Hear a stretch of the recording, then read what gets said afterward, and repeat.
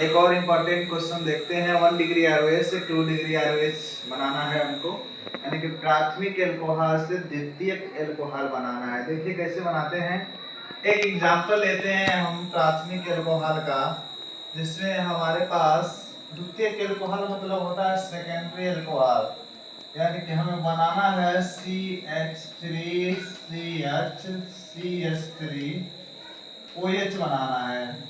यानी कि मिनिमम हमको कितने इलेक्ट्रॉन कितने कार्बन चाहिए, तो 1 2 3 कार्बन का हमें 1 डिग्री आरओएच लेना पड़ेगा। यानी कि प्राथमिक एल्कोहल जो हम यूज करेंगे उसमें कम से कम 3 कार्बन होने चाहिए।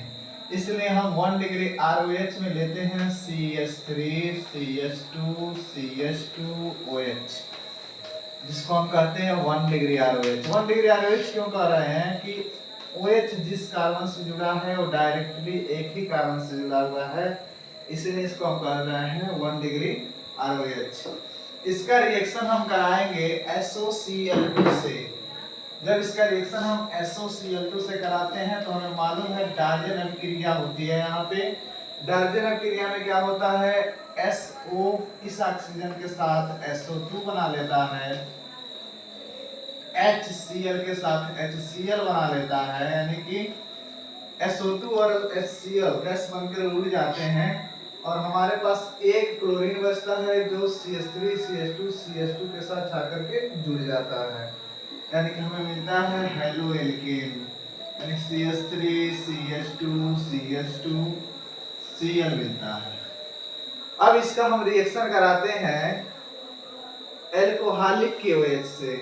अब इसका हम रिएक्शन कराएंगे एल्कोहलिक KOH से। एल्कोहलिक KOH में क्या होता है, अल्फा कार्बन से ऋणात्मक भाग या अल्फा कार्बन से ऋणात्मक भाग और बीटा कार्बन से H बाहर निकलता है, यानी कि बी हाइड्रो हैलोजनीकरण प्रक्रिया होती है।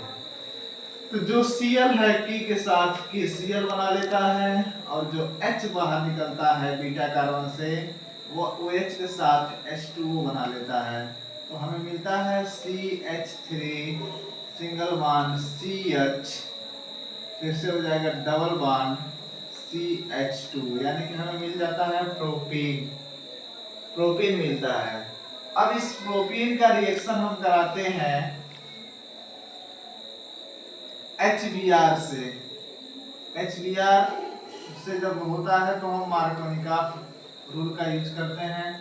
मार्कोनिकॉफ रूल ये कहता है कि H वहां जाएगा जहां हाइड्रोजन की संख्या अधिक हो और Br वहां पे जाएगा जहां जिस कार्बन पर हाइड्रोजन की संख्या कम हो।